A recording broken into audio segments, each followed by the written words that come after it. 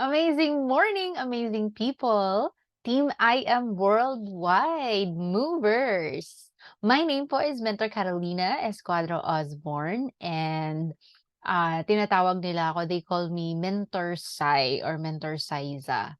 So, since nasabi ko naman sa video yung background ko, gusto ko lang i-share sa inyo to before po ang house at naging house achiever tayo. Gusto ko lang i-share to sa inyo kung saan kami nagstay before nagkaroon ng bahay.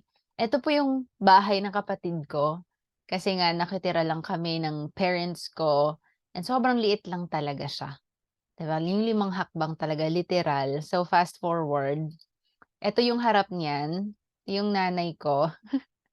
Wait, 'yan yung nanay ko tapos ginawa lang namin yung tarp, nagpagawa kami ng tarp ta's nilagay ko na lang diyan muna. And kasi sa libo, kung sa Bisaya pa sa libo 'pag umuulan tapos maalikabok kasi na pinapagawa na namin yung bahay namin 'yan. And pagpasok mo ganyan po siya, sobrang liit lang talaga niyan, ganyan po. And 'yan yung tatay ko. Tapos naglagay ako dito ng, ano 'to, wallpaper para kasi wala 'yan before.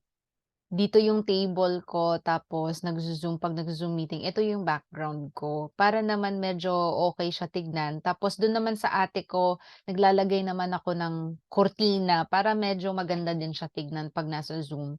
But 'yan yung ano natin, yung sitwasyon natin. Diyan kami natutulog sa lapag. Hindi pa yan siya flat. Talagang naka-elevate, nakaganyan pa yan 'no.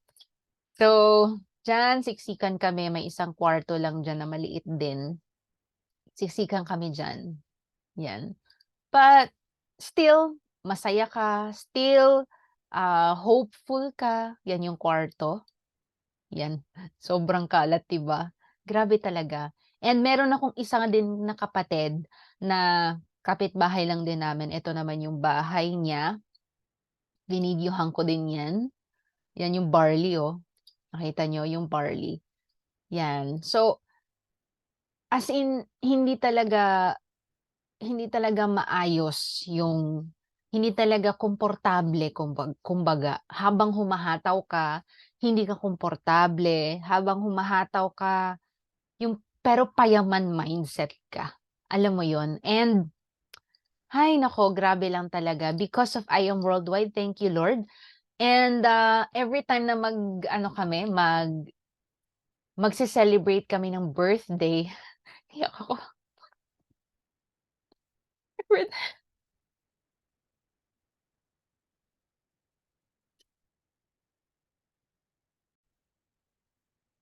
Ayan, ano ba 'yan?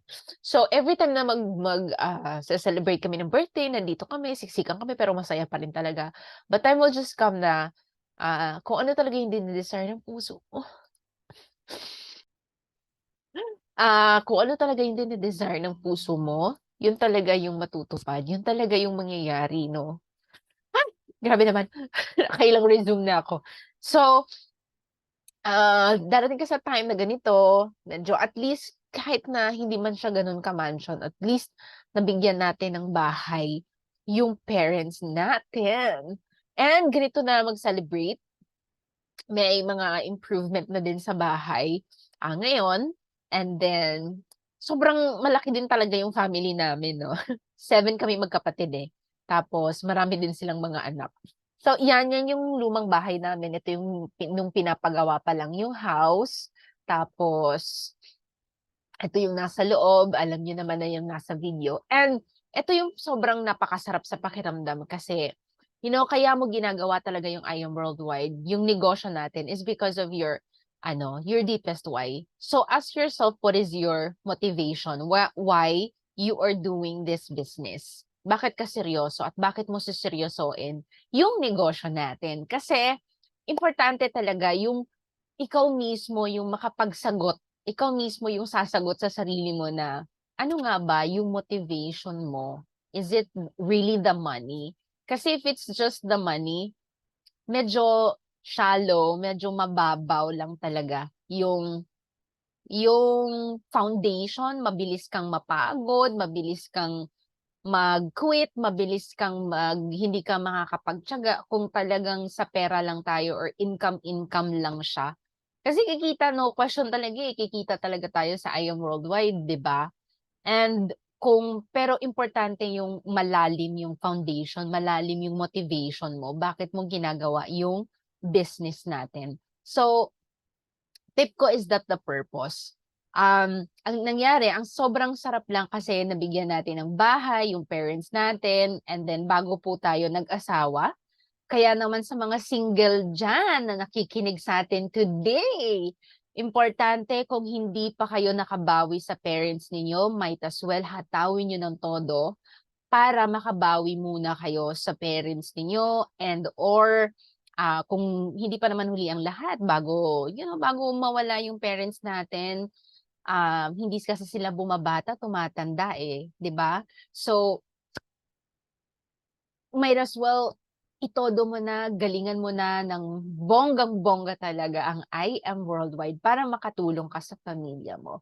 And aside from the house, sasakyan, and of course, alam niyo guys, nito lang, recent lang, grabe lang talaga kasi meron tayong 12 na estudyante na naging scholar. Scholar talaga, scholar ng bayan. Tayo po ang nagpaaral sa kanila. And that is all because of I Am Worldwide. Ito po yung mga pamangkin ko.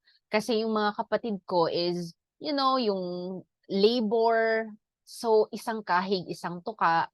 And sobrang hirap talaga ng buhay sa probinsya. And then, yung opportunity, kumbaga, is hindi ganun kataas. And so, meron akong 3 kapatid na humahataw ngayon sa I Am Worldwide. Full-time na po sila. Si Mentor Ton, Mentor Jenya, and then Mentor Joy. Na yung family namin naka-focus na lang talaga sa I Am Worldwide and we are helping each other. And since they're still building their own team, ako muna yung sumusuporta sa panggastos sa study ng kanilang mga anak. And it's so amazing lang talaga kasi the feeling of nakakatulong ka sa iba, nakakatulong ka sa pamilya mo, nakakapag-extend ka ng tulong aside from your parents na kahit na ikaw may sarili ka ng family, may asawa ka na. Oh, I just got married last year. Thank you, Lord, kasi binigyan tayo ng napakabait din na asawa. And nakakapag-extend pa tayo ng help sa family natin, 'di ba? Sobrang nakaka-amaze. Kaya naman sa mga nakikinig sa akin today, I hope na seryosoin niyo ang business, seryosoin niyo ang I Am Worldwide. And again, ano yung motivation mo? You have to kailangan klaro sa'yo 'yan and kailangan ikaw yung makakasagot niyan kasi kahit ano man yung push ng mentor sa'yo, ah, ikaw pa rin talaga ang gagawa, eh. So, kung mahirap ang buhay, ang pamilya ninyo, dapat yung maitatatak mo sa utak mo is that ikaw ang magsusugpo, ikaw ang magka-cut ng bagwa, ikaw yung magpuputol ng curse or ng kahirapan ninyo. Kaya may pag-asa pa, this is it, you have I Am Worldwide as a tool para kunin yun. So, sobrang nakaka-happy because even though nandito tayo sa USA ngayon, sabi ko nga I just got married and nandito na po tayo, tuloy-tuloy pa rin ang income natin. Na tingnan mo in just 3 weeks, 500 more than 500,000 in just 3 weeks or $10,000. Hindi natin kikitain yan dito sa USA in 3 weeks. Lalong-lalo na kapag kakaumpisa mo pa lang dito or kakasampa mo lang sa ibang bansa. Hinding-hindi talaga. Sobrang you have to kick your ass so hard to earn that money, right? So, sobrang ganda. Residual income is so real in I Am Worldwide. Gawin mo lang ang negosyo ng tama. And tingnan mo naman, meron tayong residual income na ganyan from rebates alone. Diba? Grabe lang talaga si Lord. And 1 minute, yun, kailangan tandaan po natin na lahat ng ito, yung purpose, yung reason kung bakit mo gagawin yung I Am Worldwide is pagka-income is just shallow, medyo mababaw lang siya. Kasi yun nga, sabi ko mabilis kang mag-quit, but if you have the deeper reason kung bakit mo gagawin at seryosohin si I Am Worldwide, tatagal at tatagal ka talaga dito. Kahit anong hirap, rejections, kahit anong pagsubok man yung dumating sa buhay mo ngayon, importante matatag ka. Importante yung nasa loob mo, importante yung paniniwala mo. Yung paniniwala mo na matutupad lahat ng pangarap mo because of I Am Worldwide.